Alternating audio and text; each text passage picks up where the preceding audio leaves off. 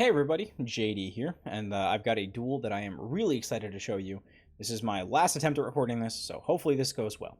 I have been playing a lot of Malice on ladder, trying to learn the deck, trying to learn the combos, and been playing a lot of different decks. It's not just been just Ryzeal or just Malice, and a duel that I had that was really fun actually ended up being against Labyrnth Stun.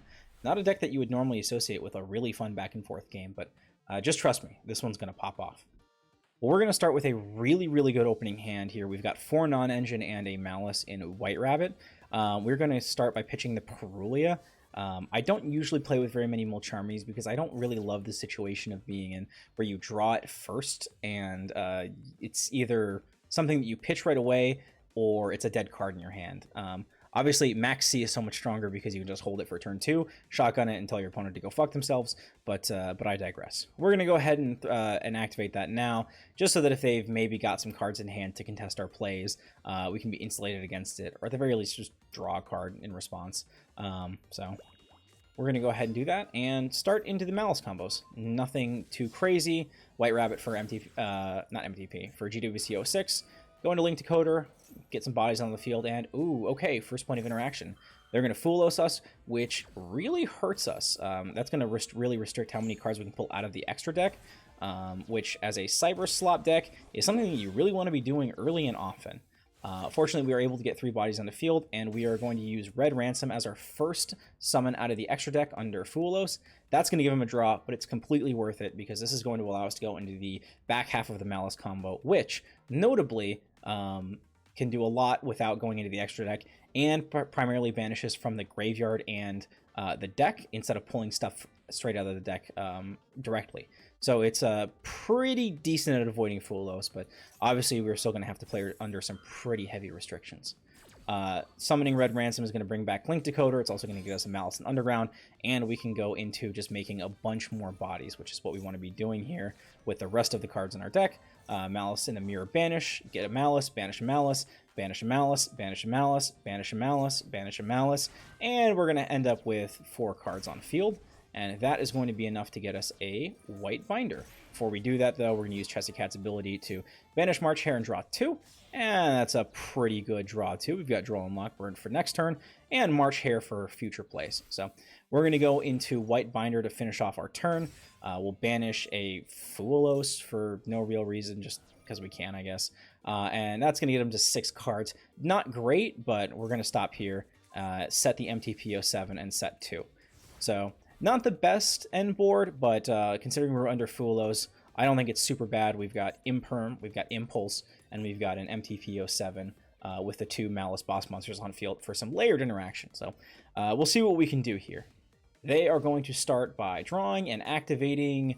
Ooh, that grass looks greener. That is a unmitigated disaster for us. They banish a full half of their deck, and it doesn't even really matter what's in their graveyard at this point. You know that they've got everything.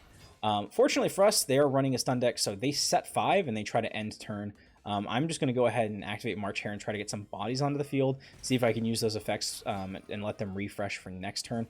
Unfortunately, at this point, they do transaction rollback for Torrential Tribute, and we don't have anything to contest that. Maybe if I was a better Malice player, I would have figured out a way to get a Spell Trap negate here, but nope. That's going to be our entire front line. The small silver lining is that we can MTP07 to get rid of one of their back row cards, and the other silver lining is that these cards just go to the graveyard where they can be fuel for next turn. It's not the most. They activate Stovey Torby out of the graveyard, and I say, ooh, let's see if we can stop that. I should have realized that if they're going to banish half their deck, they're going to have at least one other thing to do. And they do. They bring out Arius, so that Impulse was probably not super well timed. But that being said, Duel Info wasn't going to do anything. They're not drawing cards, so I figured I might as well use it while I had a chance. Okay, we pull Allure of Darkness, and that is a pretty good top deck here. They're going to go ahead and start by putting an Imperm in the far left column, and okay, well, that's going to contest whatever monster I put on the field first. Maybe I can get that Imperm out by having them negate their own monster in order to try to negate the Allure. Let's see if they go for it. They do not. They welcome Labyrnth instead. So that gives us a 2-for-1. So that's pretty decent.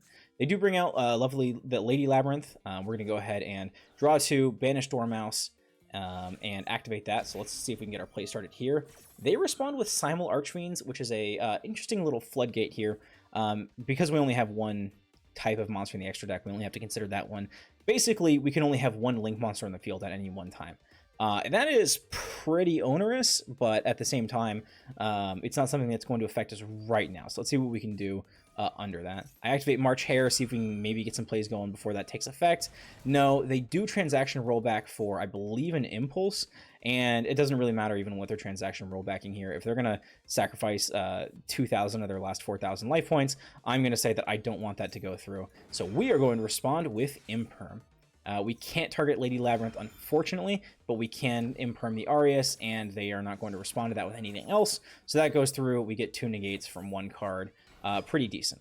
We're going to go ahead and get March Hare out onto the field and bring out Dormouse. And since we banished Whitebinder, booyah! Now we have some cards in the field. Let's see what happens.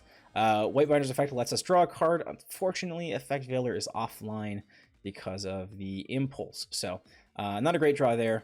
We are going to attempt to banish 2 of their transaction rollbacks. They're going to Imperm Dormouse for some reason. Not sure why. Probably not what I would have done there. I think if they Imperm Whitebinder, they would have been in a much better position. But hey, at the very least, they're going to Lady Labyrinth and bring a Destructive Karma Cannon out onto the field. And ooh, that could definitely be a problem. If we let that get to stay on field for their turn, I think they are probably going to be able to clean up from there. So we're going to try to get that off the field. We're going to banish our boss monster and 2 of their transaction rollbacks. Awesome. Now they can't transaction rollback in the graveyard. That makes us a lot safer. We're going to set MTP 07. Use that to banish the Imperm to Dormouse and just normal summon the one in our hand. So now we can use her effect. Booyah. We'll bring back Chessy Cat, use the 2 for 1 since we have Malice and Underground in our hand. And the draws are okay. Unfortunately, at this point, we are running extremely low on clock, well under 30 seconds here. And obviously you can't see it, but we are kind of stuck. Because of that Simul Archfiends from earlier, we can't bring out more Link monsters, and the highest attack monster that we have on field is a 2900 Whitebinder. And that is not going to be able to be enough to get over Lady Labyrinth. So not fantastic. All we can really do here is attack into the Aureus, get that off the field, and then main phase 2, set Cross-Out Designator, and pass. Well, at least we have cards on the field. We'll see what they can do with some stuff in graveyard. No transaction rollbacks that they should be able to use. We'll see. They move Lady Labyrinth into attack position. They attack into the Whitebinder. Fortunately, don't have very much stuff to do on their turn. And they're going to go ahead and start by passing. Oxymoronic. They're going to start by passing. We draw Lancia, and that is an absolutely terrible draw because as a light monster, we do not have the ability to do anything there. They will Dimensional Barrier, which does nothing actually because it does not mention Link monsters. Thank God. It does let them set another trap card from deck with Lady Labyrinth, so that's not fantastic. And they're going to set Archfiend's Ghastly Glitch, which is a pop and a Foolish, so that's not great. We're going to see if we can Dormouse to get White Rabbit onto the field. They're going to Impulse, and unfortunately, we have Cross-Out Designator set, but I'm poor. I only have the 1 Dominus Impulse. If I had a second one in my deck, I could use it to cross that designator. Unfortunately, I just have to let that go through. So we don't get the Whitebinder here. She stays in the banish pile. We are going to go into Heart's Cryptor though and get some damage out on the field. They respond with Torrential Tribute, and we can actually tag out and avoid that. So we're gonna shuffle the Malice in the Mirror back into the deck. They're gonna counter with Aureus, but Heart's Cryptor is gonna be able to avoid this.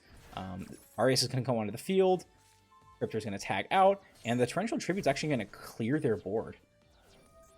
So now that we've got we're going to have a 5600 attack monster on field. Unfortunately, they do have a Stovey, Torby, and a Labyrinth in graveyard that they can activate. So we are really deep into the grind game now. We're just trying to see who's got the most resources that they can use before the opponent runs out. I'm kind of done here, so all I can really do is attack into that. It's not much, and it feels like there should be more to do. And in fact, there is. I didn't see it in main phase 1, but I can normal summon Droll and Lockbird since it's not doing shit in my hand, and summon Access Code Talker. And that will allow me to start banishing Link monsters from my graveyard to blow up their Archfiend's Ghastly Gateau. or Ghastly Glitch. Awesome. We bring out White Binder, and that is all that they can take. Their last card was not going to help them. They don't really feel like fishing for the draw one, so for the top deck. So we go ahead and win. Woo! I hope this was coherent, if anything else. A 5-turn duel against Labyrnth that actually was going to go to a turn 6 and turn 7 most likely. Pretty fucking cool. Like I said, normally you don't think about Labyrnth Malice as being like a crazy interesting matchup, but yeah, I mean, they with that Grasslook screener happening right off the bat, just drawing the one of there, really made it an interesting duel. So I'll be playing more Labyrinth on, not Labyrinth, I'll be playing more Malice on ladder, seeing what I can do with this deck, and hopefully bringing you some more replays.